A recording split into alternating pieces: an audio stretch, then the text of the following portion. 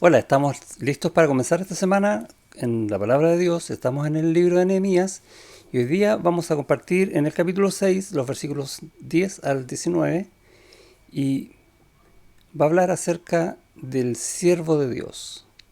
¿Quién es el siervo de Dios? Uno dice, Nehemías, sí, es Nehemías en el texto, pero también Dios nos está hablando a nosotros como siervos de Dios y vamos a ver algo muy especial que tenemos que guardar en nuestro corazón. Vamos a orar. Señor, en tu palabra siempre encontramos respuesta a todo cuanto necesitamos. Podemos entender por ella cómo eres tú y que eres un Dios digno de todo, pero también de confiar.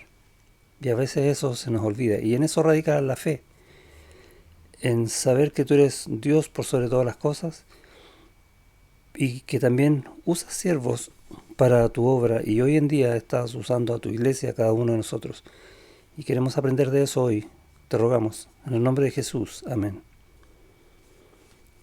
Esta historia, ya habíamos visto cómo muchos enemigos habían tratado de boicotear la construcción del muro. Estaban ya por poner las puertas, dicen las hojas de las puertas, que deben haber sido unas puertas gigantes, no como una puerta de una casa, lo que estamos hablando acá. Y hay ataques externos, hay amenazas externas, pero también hay calumnias, hay murmuración interna para desanimar a todos aquellos que estén trabajando, pero particularmente el líder, Nehemías. Y aquí el ataque va a ser justamente a él, a Nehemías. Eh, lo que vamos a ver es una traición. Es una palabra bastante dura, pero lamentablemente no es algo poco común que ocurra, bueno, en el mundo ni hablar, pero a veces tristemente en el pueblo de Dios. Y comienza el texto así, versículo 10, dice, vine luego a casa de Semaías, hijo de Delaía, hijo de Mehetabel, porque él estaba encerrado, el cual me dijo, reunámonos en la casa de Dios dentro del templo y cerremos las puertas del templo, porque vienen para matarte. Sí, esta noche vendrán a matarte. Y aquí tenemos una amenaza real para Nehemías, hecha por un profeta. Lo que dice que cuando él estaba encerrado es porque se había metido dentro de la casa donde nadie molestara para esperar palabra de Dios con la cual decirle a Nehemías, y esto es lo que él le dice, que lo vienen a matar esta noche. 11. Entonces dije, ¿un hombre como yo ha de huir? ¿Y quién que fuera como yo entraría al templo para salvarse la vida? No entraré. Y a lo mejor no nos queda tan claro, pero lo que está pasando acá, bueno, cuando dice un hombre como yo ha de huir, no está diciendo que él es alguien especial o muy valiente, que probablemente lo era, pero no ese es el punto, no está hablando de sus propias capacidades y nos está enseñando a nosotros como siervos de Dios que no tenemos que confiar en nuestras capacidades, ni nuestra valentía, ni nuestro poder, ni lo que tengamos a mano, ni nuestros recursos o lo que sea. Porque dice un hombre como yo, es un hombre que depende de Dios, ha de huir de la obra a la cual Dios le encomendó, y ahí nos cambia un poco la figura. Nos hacemos la pregunta nosotros. Si nosotros estamos encomendados de parte de Dios como iglesia a llevar la obra de Cristo en este mundo hoy día y en la iglesia, ¿vamos a dejar de hacerla?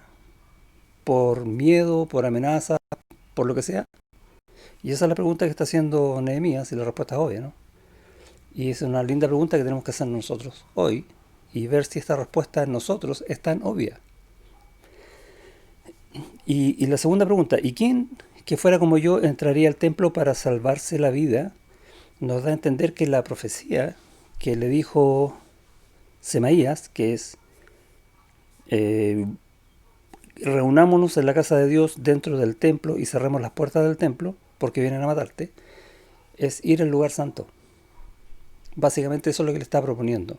Porque en el lugar santo no te va a encontrar nadie. ¿Por qué? Porque ahí nadie va a entrar. ¿Por qué? Porque nadie puede entrar. Números 18, versículo 7, ahí lo dice claro. Solamente los sacerdotes.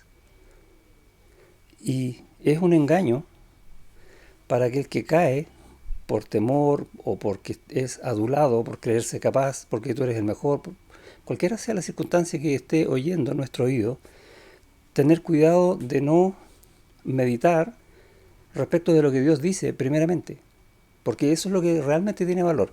¿Qué es lo que Dios dice?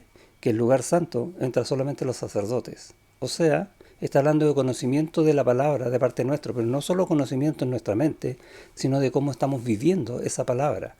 O sea, cómo nuestro corazón nos mueve en lo que decimos, en lo que pensamos, en lo que hacemos, de acuerdo con la palabra de Dios. Y eso es la prueba que está teniendo Nehemías acá. ¿Y qué responde él?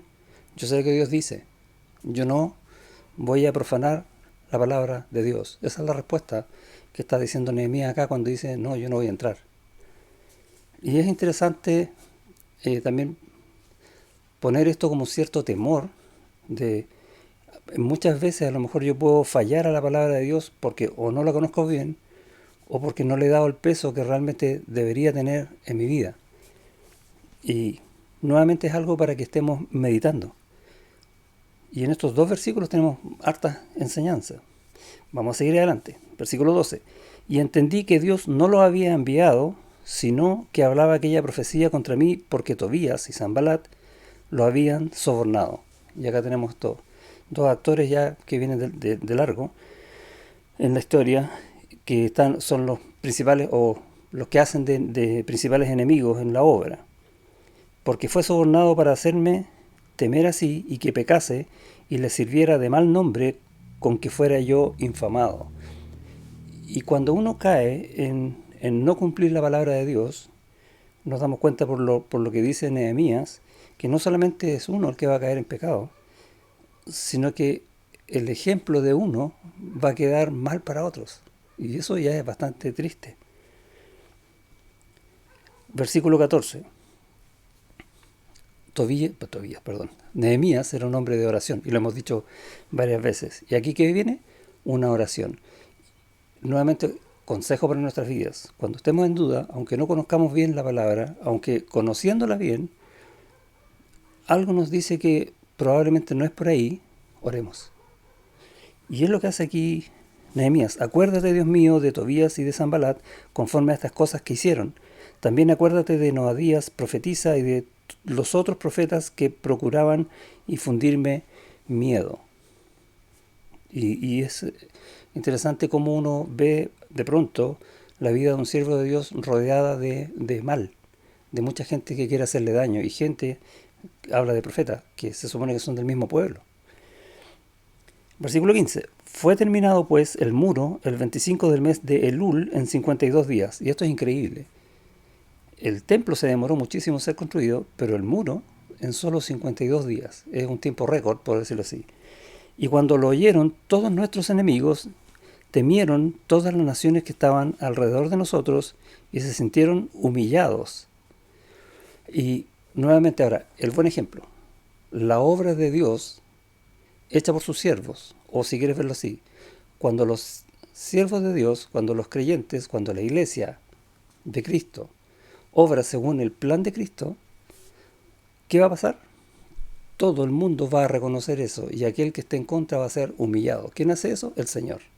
Y así termina este versículo. Y conocieron que por nuestro Dios había sido hecha esta obra. La obra del Señor. Nunca nos equivoquemos en eso. Nunca pensemos que somos nosotros los que estamos evangelizando y que vamos a convertir las personas. Somos nosotros los que estamos haciendo que la iglesia esté mejor que antes. Es obra del Señor que nos va a usar a nosotros.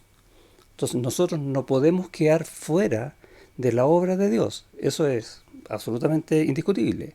Tenemos que estar ahí, tenemos que cuidarnos de hacerlo de acuerdo a la palabra de Dios, pero la obra sigue siendo de Dios, ¿sí? Y en un sentido damos gracias al Señor por eso, para no caer en creernos lo que no somos. Sigue el texto, en 17. Asimismo, en aquellos días iban muchas cartas de los principales de Judá a Tobías, y las de Tobías venían a ellos, porque muchos en Judá se habían conjurado con él, porque era yerno de Secanías, hijo de Ara. Y aquí tenemos nuevamente este personaje, Secanías. Aparece otra vez que era hijo de Ara.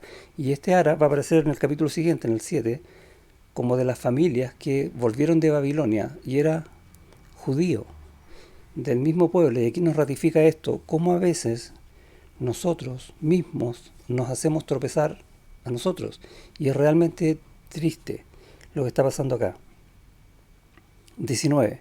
También contaban delante de mí las buenas obras de él, y a él le refería mis palabras, y enviaba a Tobías cartas para atemorizarme. Y nos recordamos de un versículo en la carta a los romanos. ¿Quién contra nosotros? El Señor nos va a amar siempre, el Señor nos va a cuidar siempre, el Señor va, quiere que nosotros crezcamos a la medida de Cristo, y ese es un plan que Él va a cumplir en nosotros siempre, nunca va a dejar de hacerlo. Recuerda, la obra es de Dios. ¿Cuál es nuestra obra, por decirlo así? Depender en todo de Dios, ser obedientes a su palabra, cuidar esas cosas y estar siempre en oración para no caer. Y aún si caemos, volver en oración, arrepentidos de nuestro pecado, para ser restaurados y seguir trabajando en la obra de Dios. Esa es nuestra vida, no es otra. No importa quién quiera hacernos caer, Dios es más poderoso que todos. Amén. Dios te bendiga.